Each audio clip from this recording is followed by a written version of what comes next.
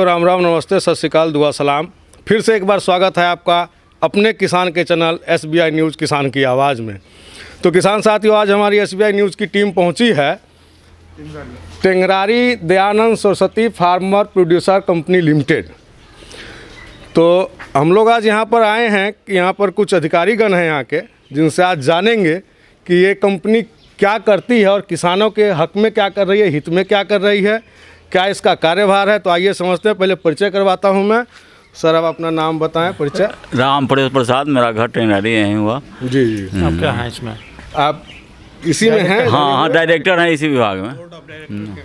हम सर सुनील कुमार झा, घर हमारा घोसोत है और Dayanand Saraswati farmer producer company में एज ए मार्केटिंग हेड में काम करते हैं सर। मेरा नाम हरे कृष्ण सिंह, ग्राम टेंगरारी। मैं इस संस्था से जुड़ा हुआ हूँ। मैं जोगेंद्र प्रसाद, इस Dayanand Saraswati farmer producer company के चेयरमैन के रूप में हूँ। जी हाँ। आपका सर? हम यहाँ के किसान हैं। किसान हैं आप, इसी क्षेत्र के? हाँ। आपका? रघुनाथ साहब किसान हैं। आप भी किसान ही हैं। तो चलिए, किसानों के लिए ये संस्था काम करती है, तो डायरेक्टर सर से ही पूछेंगे कि किसानों के हित में किस तरह का काम होता है और क्या उद्देश्य रहा है इस कंपनी को स्थापित करने का। तो सर, हमारे किसानों को थोड़ा सा बताएंगे। हमारी ओर से इस हमसे जुड़े हुए लगभग मैंने चार पंचायत के किसानों को इस कार्यक्रम के प्रति यानी इसे सुनेंगे और समझेंगे, इसके लिए धन्यवाद ज्ञापित करता हूँ। सबसे पहले किसान की समस्या की ओर थोड़ी देर के लिए ले जाना चाहता हूँ। हम मूलतः किसान ही हैं और हमारा पंचायत यानी हम टेंगरारी के हैं और टेंगरारी पंचायत जो है मूलतः आलू का बहुत बड़ा उत्पादक, आलू और लीची का बहुत बड़ा उत्पादक क्षेत्र रहा है। हम समझते हैं कि लगभग 300 से 400 एकड़ आलू का 300 से 400 एकड़ यहाँ आलू की खेती होती थी आज से 5 साल पहले। लेकिन धीरे धीरे आलू में लोगों को नुकसान लगने लगा और किसान इससे प्लान करने लगे। उसके कई कारण थे। अच्छा बीज उपलब्ध नहीं होता था, फर्टिलाइज़र की बढ़िया उपलब्धता नहीं थी, इसके बाद गुणवत्ता युक्त उसके माइक्रोन्यूट्रिएंट या अन्य चीज़ उसको उपलब्ध नहीं होता था, जिसके चलते किसान को उच्च उत्पादकता प्राप्त नहीं होती थी और किसान इससे विमुख होने लगे। अभी फ़िलहाल जो है विभिन्न प्रकार की सब्जियों की खेती भारी पैमाने पर इस टेंगरारी के अगल बगल का, जैसे हरसेर है, घोसौत है, चतुर्सी है, रघई पंचायत है, यहाँ विभिन्न प्रकार की सब्जियाँ, गोभी, शिमला मिर्च, हरी मिर्च, इसके बाद में ये करेला, परवल, विभिन्न प्रकार की सब्जियाँ यहाँ से सुदूर माने इस राज्य को कहिए देश के सुदूर भागों में पहुंचाया जा रहा है। लेकिन किसानों के सामने बहुत बड़ी समस्या थी कि उनको इनपुट यानी जो वो कृषि में यूज़ कर रहे हैं, प्रयोग करने वाले हैं, उसके लिए अच्छे गुणवत्ता युक्त बीज और ये रासायनिक खाद या ऑर्गेनिक माने कोई व्यवस्था हो तो, और उनसे जो उत्पादित हुआ उसका अच्छे मूल्य पर अच्छे बाज़ार में बिक्री। इसी मूलतः उद्देश्य से इस कंपनी की स्थापना की गई। इसमें धीरे धीरे यानी 50 समूह में यानी लगभग 20, 22 या 18 इस तरह से किसानों को जोड़ करके लगभग 1000 किसानों का समूहन किया गया। पिछले यानी 2020 के 25 सितंबर को SFAC भारत सरकार द्वारा इस कंपनी का रजिस्ट्रेशन हुआ, जिसका रजिस्ट्रेशन नंबर इस बोर्ड पर अंकित है। और उसके बाद में धीरे धीरे हम लोग किसान के इनपुट की व्यवस्था के लिए, जैसे फर्टिलाइज़र का लाइसेंस लिया गया है, बीज का लाइसेंस लिया गया है, अभी उसका व्यवसाय स्टार्ट नहीं हुआ, यानी लोग किसान को उससे मिलना स्टार्ट नहीं हुआ, लेकिन इन सभी लोगों का लाइसेंस जो है लगभग 15-20 दिन पहले लिया जा चुका है। इसके बाद में पिछले रबी के सीज़न में मक्का की खरीद हुई है, इसके बाद इस समय धान की खरीद हुई है। तो किसान के द्वारा जो उत्पादित होता है उसको हम खरीदने का भी प्रयास करते हैं और हमारे यहाँ सिस्टम है कि जो बाज़ार मूल्य होगा उस बाज़ार मूल्य पर किसान का प्रोडक्ट खरीदेंगे और तत्काल उतना भुगतान कर देंगे।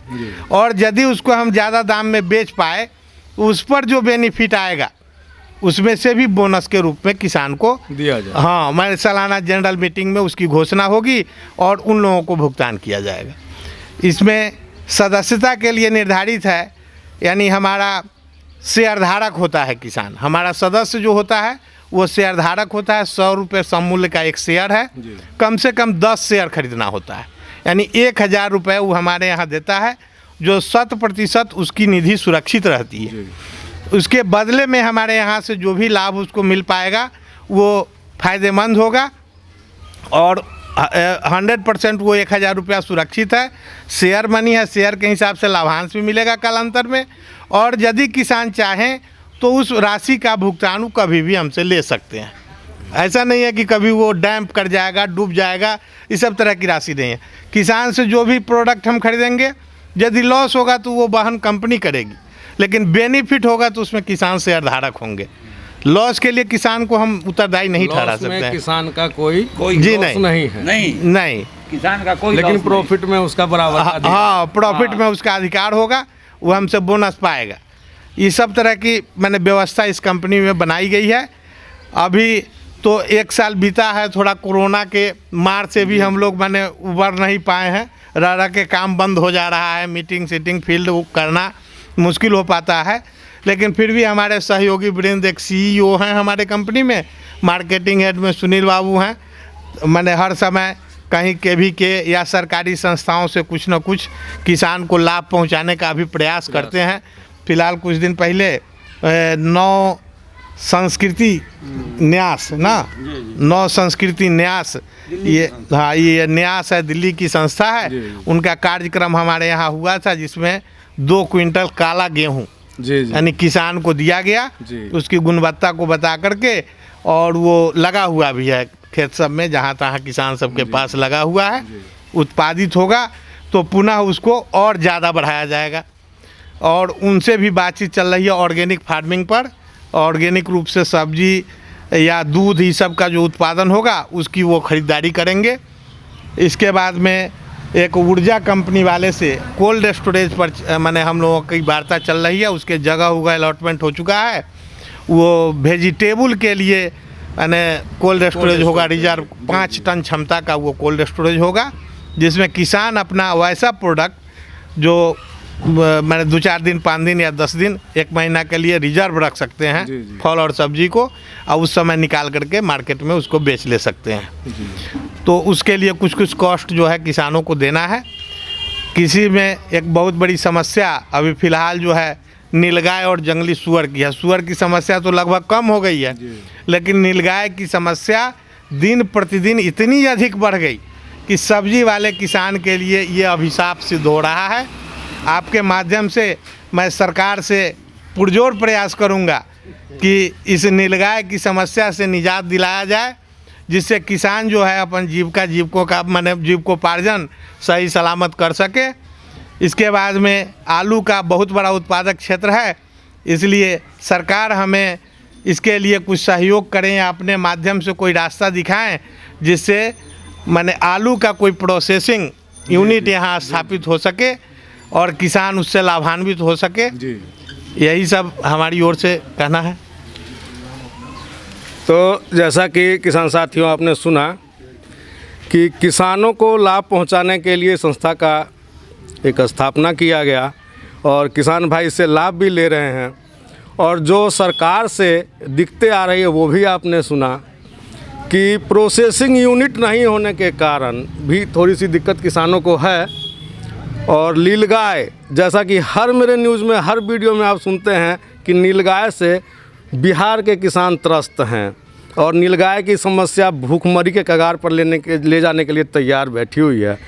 तो शासन प्रशासन जल्दी से जल्दी इस पर ध्यान दे, या तो घेराबंदी के लिए ही कुछ ऐसा करें कि छोटे किसान खर्च तो नहीं कर सकते उतना कि लाखों लाख खर्च करके अपने खेत को घेरें या घेराबंदी करें, तो इसके लिए अनुदान राशि कुछ दी जाए, किसानों को इसका सर्वे करवाया जाए, या कुछ इसके ऊपर रणनीति तैयार करे सरकार, ताकि किसान अपनी खेती को सुरक्षित कर सके। और प्रोसेसिंग यूनिट कुछ ना कुछ ऐसा लगाए कि जो किसान आज खेती छोड़ के दिल्ली, बॉम्बे, कलकत्ता भागने के लिए मजबूर होता है, और बिहार का किसान हर जगह सुनता है कि बिहार से किसान, लेकिन बिहार का किसान इतना मजबूर नहीं है, आज भी जूझ रहा है, अपनी प्रगति की ओर बढ़ रहा है। और कुछ ऐसी संस्थाएं हैं जो सहयोग कर रही हैं, तो धन्यवाद दूंगा इस संस्थाओं को मैं, और किसानों से भी आग्रह करूंगा कि संस्था के साथ जुड़ें और अपना कार्य करें।